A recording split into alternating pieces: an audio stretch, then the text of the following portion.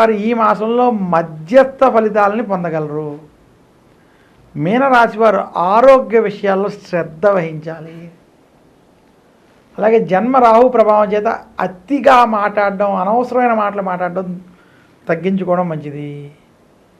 మీకు ఎంతవరకు అవసరమో అంతవరకే మాట్లాడండి.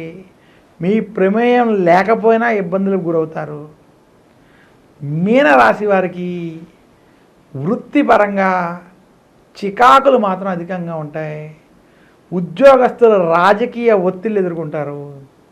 మీనరాశి రాజకీయ నాయకులకి చెడు సమయం. కోర్టు వ్యవహారాలు, పోలీస్ సమస్యలు వంటివి కొంత అధికంగా ఉంటాయి.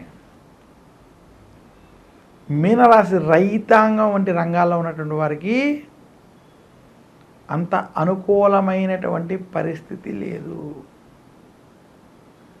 మీనరాశి